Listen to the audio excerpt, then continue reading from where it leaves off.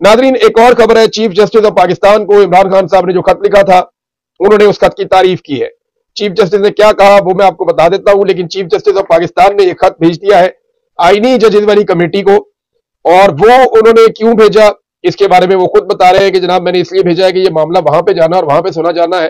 तो इस तरह चीफ जस्टिस ने तो अपनी जान छुड़ा ली। इमरान खान साहब ने 26वीं मुतनाज़ आईनी तरमीम के बारे में लिखा कि जनाब ये चीज ठीक नहीं है, और उसी तरमीम के नतीजे में बनने वाली कमेटी में चीफ जस्टिस साहब ने भिजवा दिया इमरान खान साहब का खत, लेकिन कम से कम उन्हें जवाब तो देना पड़ा। दूसरी जानिब जो आर्मी चीफ को खत लिखा, वहां से आर्मी चीफ ने कोई जवाब नहीं दिया अभी तक। अच्छा, अब चीफ जस्टिस क्या कह रहे हैं? वो कह रहे हैं कि अच्छा, एक तो उन्होंने जो आईएमएफ के वफद के साथ भी उनकी मुलाकात हुई है, ये भी बहुत इंपॉर्टेंट है। आईएमएफ के वफद के साथ चीफ जस्टिस की मुलाकात हुई, इसके बारे में बाद में आपको बताता हूं, लेकिन पहले ये मरियम नवाज खान साहिबा की खबर है। वो ये बताती है कि इमरान खान का जो खत आया है, इस पर मैंने जो इश्यूज आपने उठाए हैं वो संजीदा है। जो इमरान खान साहब ने इश्यूज उठाए हैं वो संजीदा है, ये चीफ जस्टिस मान रहे हैं। ये सुप्रीम कोर्ट के 184(3) के जुमरे में आते हैं। दफ्तर को मैंने कहा है कि इमरान खान के खत पर कमेटी रिव्यू करे और एक्शन ले, ये याया अफरीदी ने कहा। साथ ही उन्होंने कहा कि इमरान खान की अच्छी बात यह है कि खत में उन्होंने महज इल्जामात नहीं लगाए बल्कि शवाहिद भी फराहम किए और यूएसबी भी फराहम की है। तो इमरान खान साहब के खत के साथ एक यूएसबी भी गई है जिसके अंदर तफसीलात है कि जनाब ये देख ले, ये काम किया गया है आपके इदारे की जानिब से, या ये पाकिस्तान के अंदर नाइंसाफी जुल्म हो रहा है और इसके ऊपर किसी किस्म का इंसाफ हमें नहीं मिला।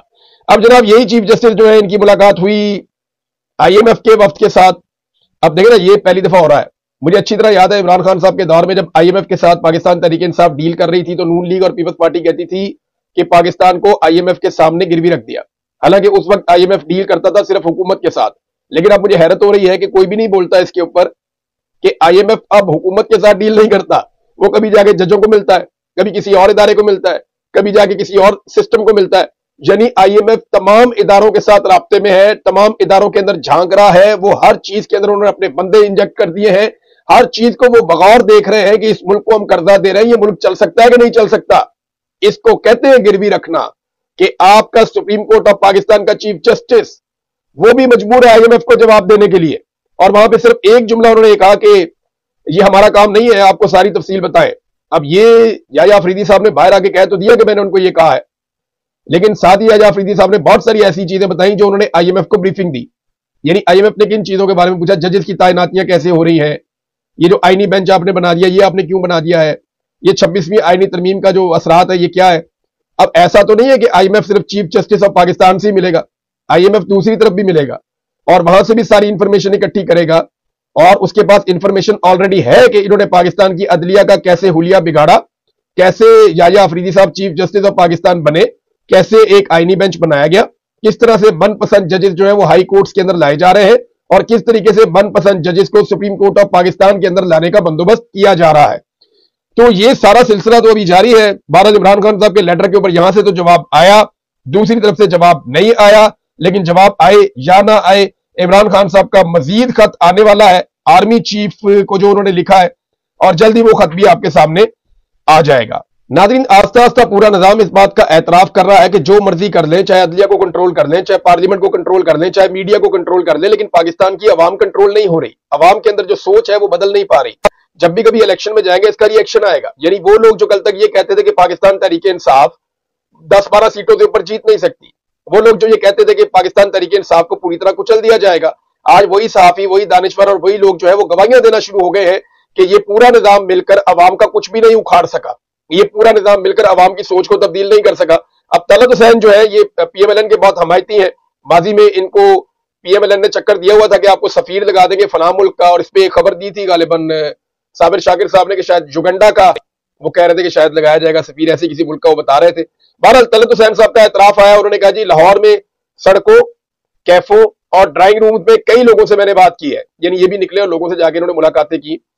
वो कहते नहीं, मैं आपको बता सकता हूं कि मौजूदा निजाम शदीद नफरत की लहर का सामना कर रहा है जो कम होने का नाम नहीं ले रही। तो ये तो बात ठीक है, लोग शदीद नफरत कर रहे हैं, और ये तलत हुसैन साहब को इसलिए आइडिया हुआ होगा कि जब वो लोगों में जाएंगे तो लोग उनको बताते होंगे कि जनाब आप क्या कर रहे हैं, आप कितनी ज्यादती कर रहे हैं। मैं शर्तिया कहता हूं कि मैंने देखी वीडियो सिद्दीक जान की, मैंने देखी वीडियो बाकी सहाफियों की, समी इब्राहिम साहब की। आप समी इब्राहिम साहब को ले जाए पाकिस्तान के किसी शहर में ले जाए, आप सिद्दीक जान को ले जाए पाकिस्तान के किसी शहर में ले जाए, आप बाकी सहाफी हैं जो लोग सच बोलते हैं, सही बात करते हैं, आप काशिफ अब्बासी साहब को ले जाएं, अभी उनका भी प्रोग्राम बंद कर दिया गया है मुबैना तौर पे। और बहुत सारे ऐसे जर्नलिस्ट, समीना पाशा को आप निकाल के पूरे पाकिस्तान का आप चक्कर लगाएं, जहां मर्जी आप ले जाएं, आपको लगेगा लोग उनकी पजीराई कर रहे हैं, लोग उनसे प्यार कर रहे हैं। फिर ये लोग जो बुग़्ज़ के भरे हुए सहाफी हैं, ये भी जरा निकले बगैर सिक्योरिटी के, और ये निकल के जरा फिर के देखें पाकिस्तान को, ये निकले जरा, चले सिक्योरिटी के साथ ही निकल कर देखें लोग इनकी हालत क्या करते हैं, लोग इनसे बात क्या करते हैं। लोग भरे पड़े हैं और लोगों को सब पता है कौन सच्चा और कौन झूठा है, कौन धोखा दे रहा है और कौन जो है वो बैलेंस करने के नाम के ऊपर जो है वो कोई और गेम डाल रहा है। लोगों को बिल्कुल आइडिया है। और जब ये पब्लिक में जाते हैं तो इस तरह के बयान बाद में ये देते हैं। नजम सेठी साहब के साथ भी ये हुआ था कुछ अर्सा पहले। वो पहले इमरान खान साहब के बहुत लत्ते ले रहे थे, बहुत ज्यादा सपोर्ट कर रहे थे इस रिजीम को जो हाइब्रिड रिजीम है, लेकिन उसके बाद जब उनका पब्लिक के साथ वास्ता पड़ा पाकिस्तान से बाहर आने के बाद, तो उन्होंने जाके फौरन कहा जी बेड़े गर्क हो गया, कोई चीज कंट्रोल में नहीं है। तो उन्होंने फिर स्टेटमेंट्स वगैरह दिए थे, वो वाले जो स्टेटमेंट्स हम सबने सुने। अभी नाजरीन, इमरान खान साहब ने एक दरखास्त दायर की है अदालत में, और इमरान खान साहब का ये कहना है कि मेरे जो मुकदमात हैं वो ओपन कोर्ट के अंदर चलाए जाएं। इमरान खान साहब ने अपने मुकदमात की समाअत खुली अदालत में करवाने की दरखास्त दायर कर दी है। उनकी बहन ने मीडिया को बताया कि जेल में बंद सियासतदान अगले हफ्ते आर्मी चीफ को एक और खत लिखेंगे। और डॉन अखबार के मुताबिक इमरान खान ने इस्लामाबाद हाईकोर्ट में दरखास्त दायर करते हुए मौकिफ इख्तियार किया है कि उनके खिलाफ मुतअद्दिद झूठे मुकदमा बनाए गए हैं और उन पर अडियाला जेल के कंट्रोल्ड माहौल में मुकदमा चलाया जा रहा है।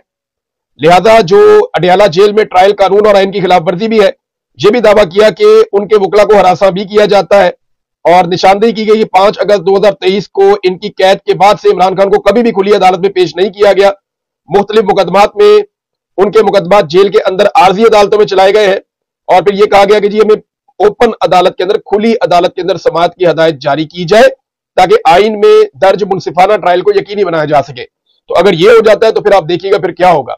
जब पहली दफा अवाम के सामने इमरान खान साहब आएंगे तो पाकिस्तान नहीं, इंटरनेशनल लेवल की खबर बनेगी और पाकिस्तानियों का जो उसके ऊपर रद्द-ए-अमल होगा, ये हुकूमत उस रद्द-ए-अमल की ही ताब नहीं ला सकेगी अगर इमरान खान साहब को बाहर निकाला। और यही तो खौफ है, यही तो सबको खौफ है कि अगर इमरान खान सामने आ गया तो पब्लिक का जो उसके साथ इस वक्त रोमांस चल रहा है, ये किसी दौर में इदारों के साथ चल रहा होता था, तो फिर क्या होगा। नाज़रीन, इमरान खान साहब के खत के ऊपर बहुत सारे लोग तनकीद कर रहे हैं। उनमें एक तनकीद जो है वो हुसैन हक्कानी ने भी की है। अब हुसैन हक्कानी की तनकीद के ऊपर यासिर गिलानी साहब पाकिस्तान तहरीक-ए-इंसाफ के सीनियर लोगों में से एक है, लाहौर से उनका ताल्लुक है, इन्होंने बड़ी सख्तियां भी बर्दाश्त की है। उन्होंने एक ट्वीट लिख के जवाब दिया, मेरे ख्याल में इससे बेहतर जवाब हो नहीं सकता।